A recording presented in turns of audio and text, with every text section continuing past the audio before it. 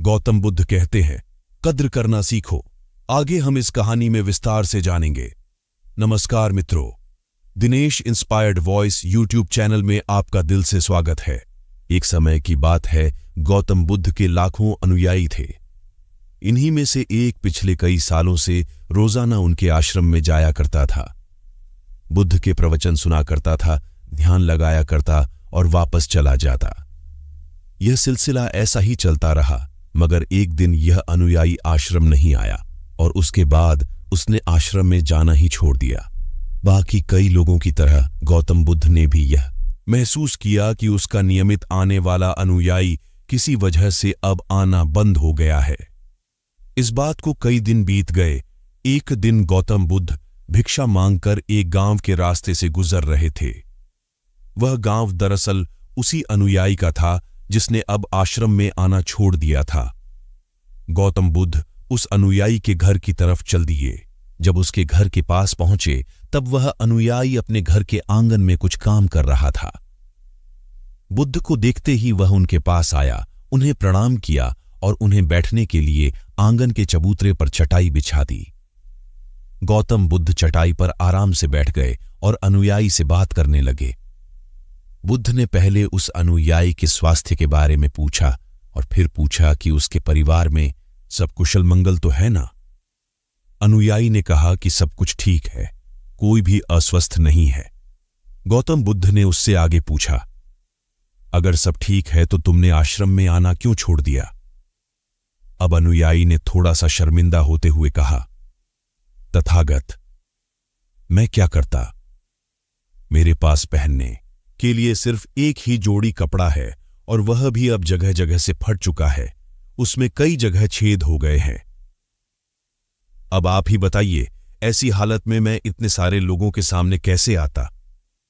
गौतम बुद्ध ने उसकी तरफ ध्यान से देखा और पाया कि उसकी बातों में पूरी सच्चाई थी और उसके कपड़े सच में फटे हुए थे। गौतम बुद्ध ने मुस्कुराते हुए उस अनुयायी के कंधे पर हाथ रखा और सब ठीक हो जाएगा बोलकर उसे दिलासा दिया और वहां से चले गए। एक दिन गौतम बुद्ध जब प्रवचन दे रहे थे तो प्रवचन खत्म होने के बाद गौतम बुद्ध ने अपने एक धनवान अनुयायी को रोकने के लिए कहा। गौतम बुद्ध ने उससे कहा कि वह उनके गरीब अनुयायी को 2 जोड़ी कपड़े भिजवा दें। श्रीमंत अनुयायी ने उनसे वचन दिया कि वह अगले दिन जैसा उन्होंने कहा है वैसा ही करेगा।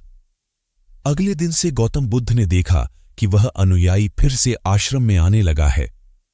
बुद्ध ने उससे पूछा कि अब तुम्हें कोई परेशानी तो नहीं है? अगर है तो बताओ।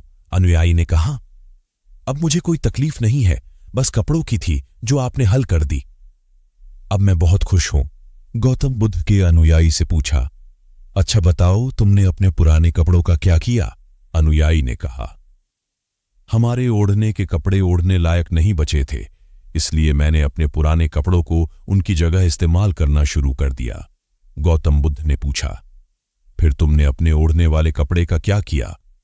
मैंने उन्हें पर्दों की जगह इस्तेमाल करना शुरू कर दिया। अनुयायी ने कहा, उन पुराने पर्दों का क्या हुआ?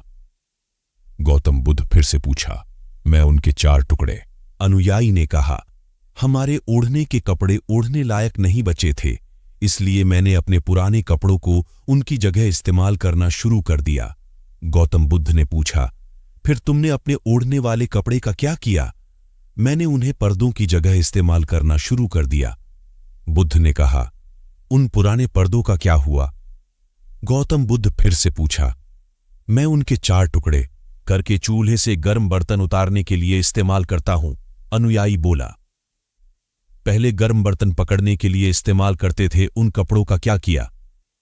गौतम बुद्ध ने फिर से पूछा, मैं अब उन्हें घर में पोछा लगाने के लिए इस्तेमाल करता हूं।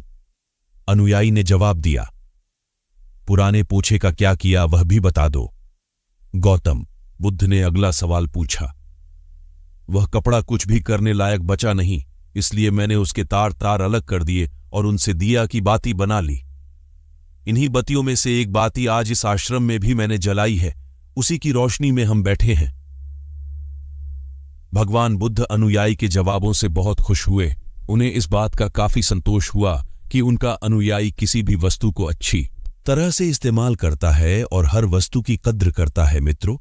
इस कहानी को उन लोगों तक जरूर पहुंचाए जो उन्हें आसानी से मिलने वाली वस्तुओं की कद्र नहीं करते और जरूरत से के ज्यादा लेते हैं, फिर बिना अच्छे से इस्तेमाल किए वेस्ट करते या फेंक देते हैं। नमो बुद्धाय।